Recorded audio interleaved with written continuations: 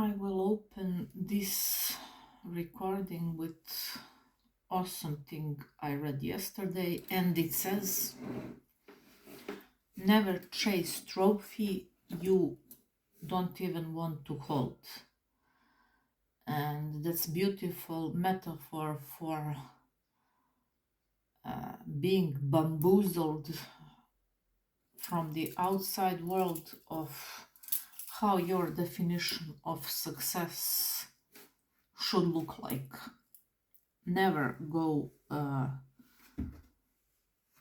that path, because it's a shortcut to losing your soul, and your soul is the only one that really knows what your goal and goals are on this journey. So as soon as you make peace with that voice, you will be more and more in a state of flow and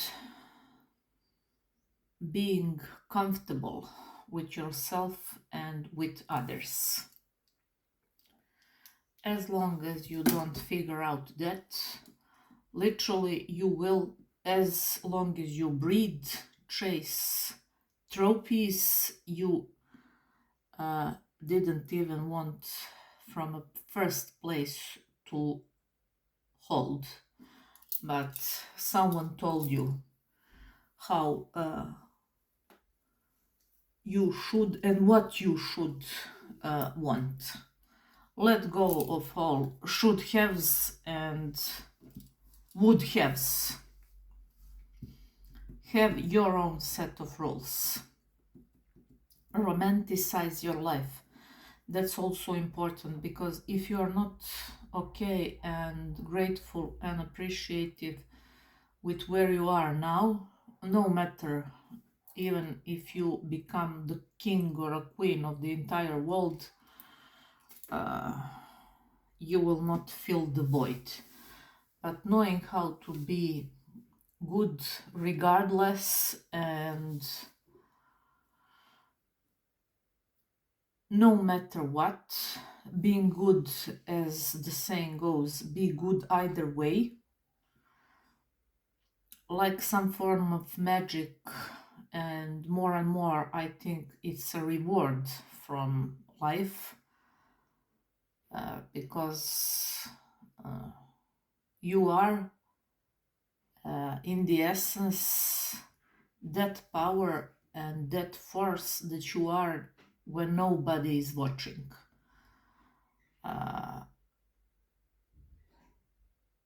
When God is watching and you can't fool him. So all the blessings and gifts of this life come, as I said, because he always has an eye on you, and he will find ways to reward you with blessings you couldn't even dream that exist.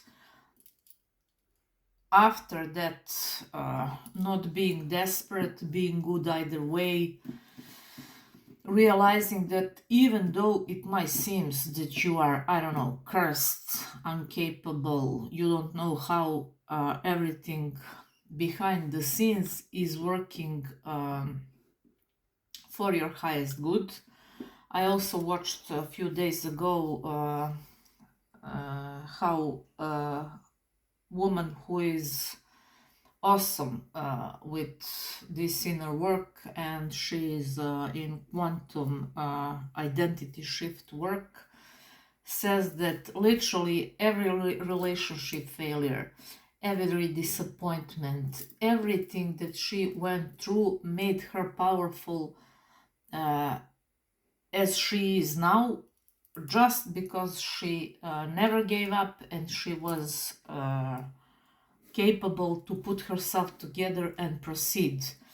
She even explains how she was in a toxic relationship with some men, and one morning when they were having breakfast, she opened his laptop, and while she was doing on her projects, she saw in a corner one little file, and she randomly opened it, and she saw that the man with whom she spent I don't know how long, but it wasn't something short. He had lists for his guests at the wedding with the other woman and so on and so forth.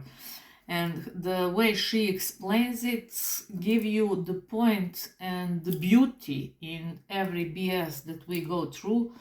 How she was first scared, immediately went into fight or flight. It's like, if he's capable doing this, what else he can do? It she was very, very, as everyone sane would be, frightened and so on and so forth. So she ended that, and she also said that in the midst of happening, I don't know, that was not first her relationship that didn't go as she planned.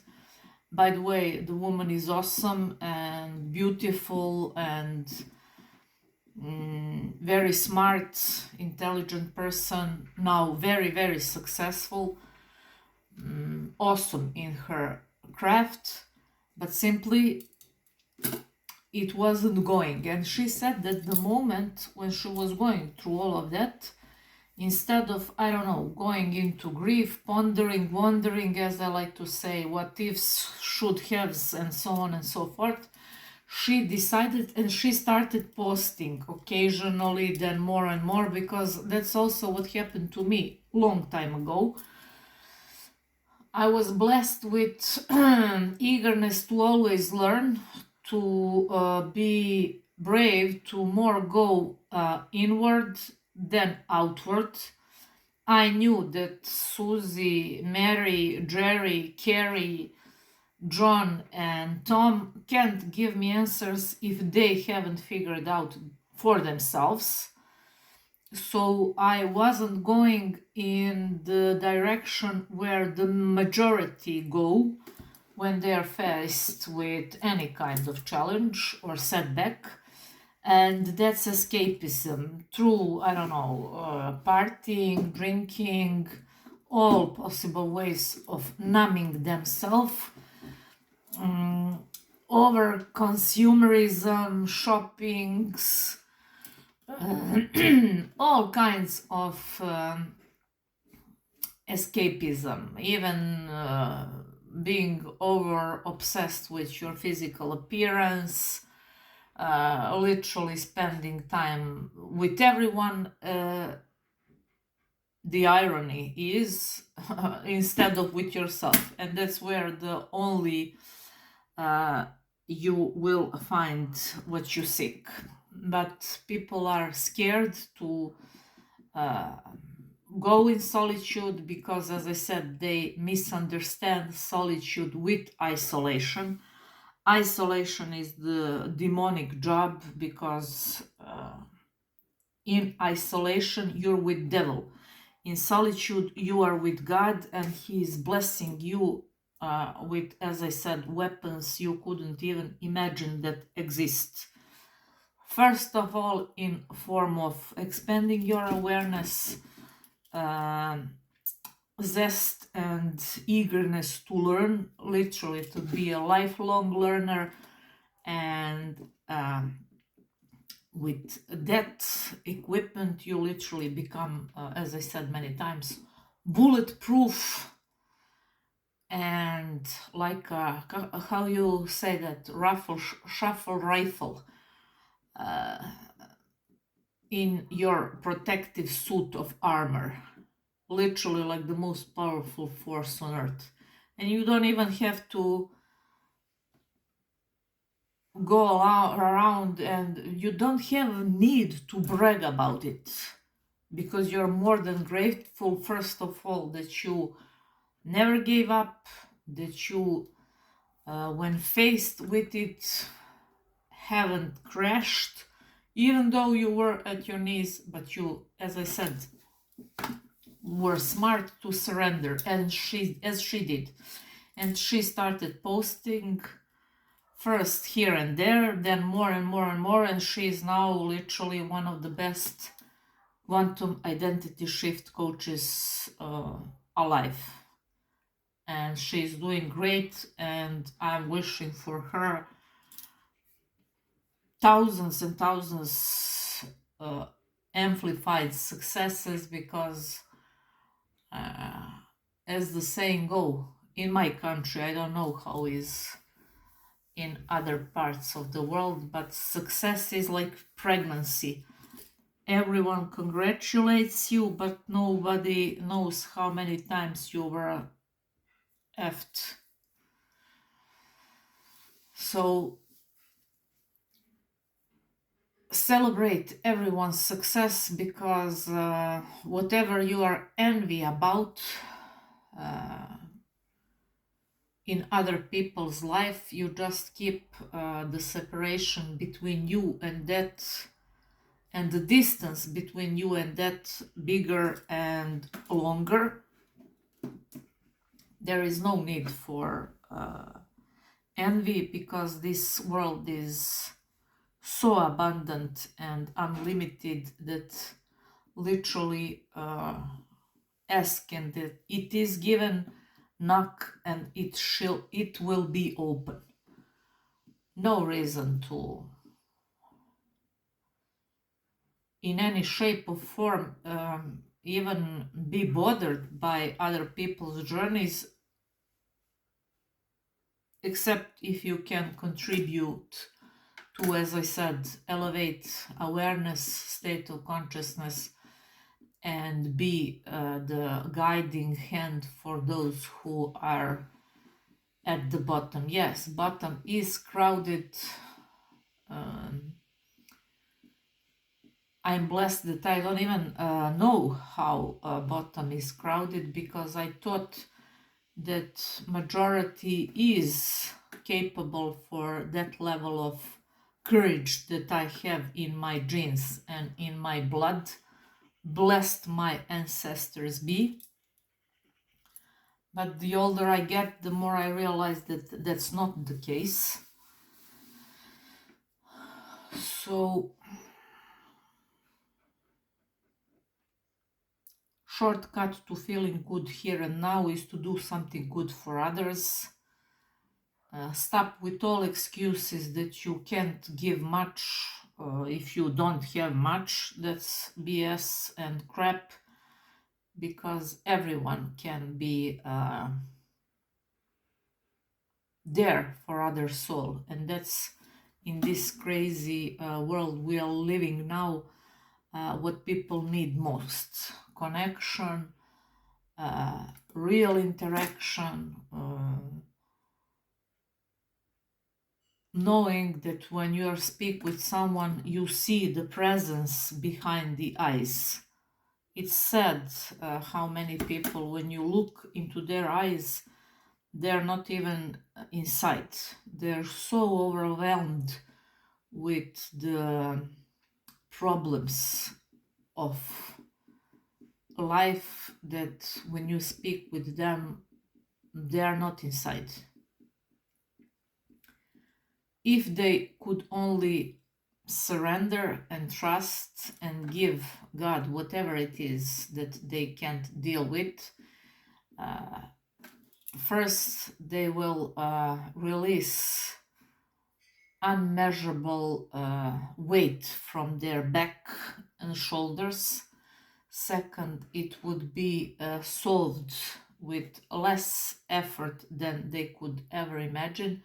But that's that control freak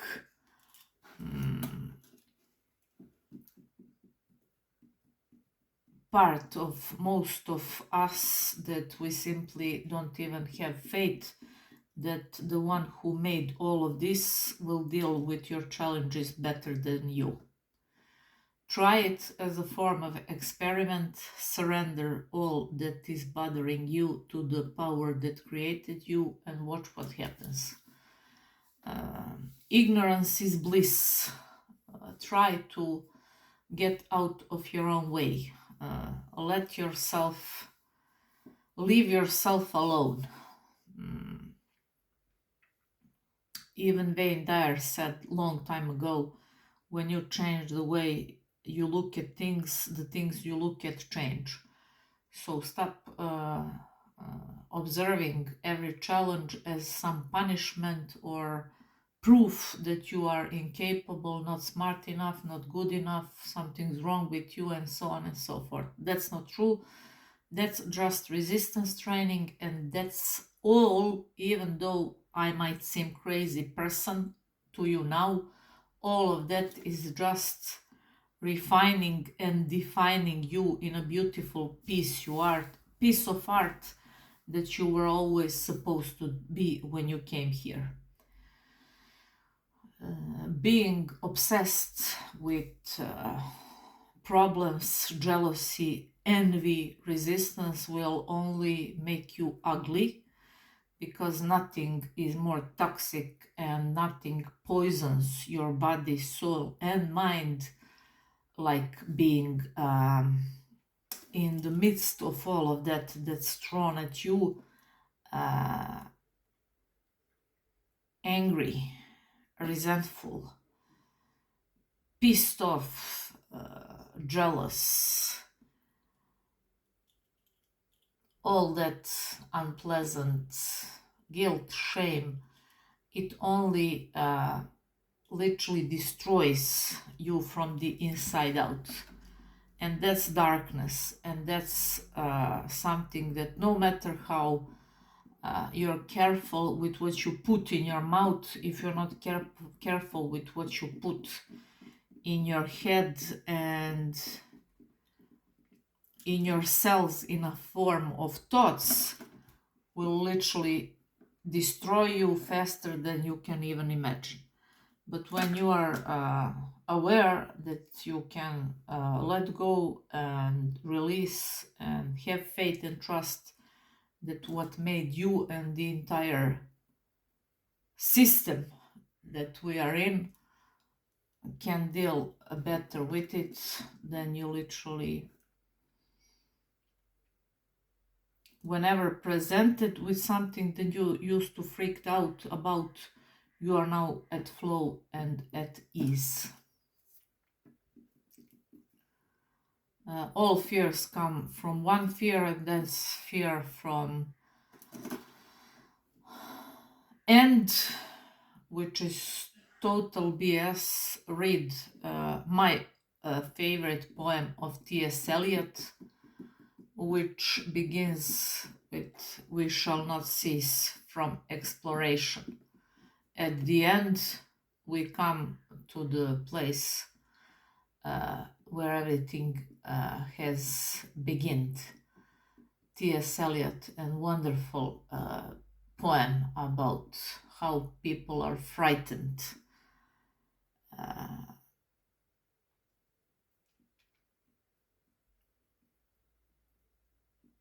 You know that sacred, powerful part of your soul. You know and you feel that you are a spiritual being having physical experience. So why are you playing small? Maybe you shouldn't. This woman also, this morning I watched her short because I like to watch her, and it always is at my recommendations. She explained awesome about how universe is testing her and her boundaries, because as she says, even at her profile it's written boundaries, something along that lines, that everyone should respect her boundaries and so on and so forth. And then universe asked, really? And what did you do last week? And then she said that she, even though she planned to, I don't know, rest in the afternoon, some of her friends asked her to help with, I don't know, that person was moving.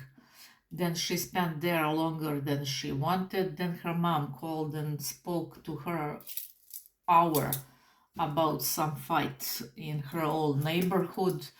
then this, then that. Literally, none of her boundaries, rules, she didn't even respect it.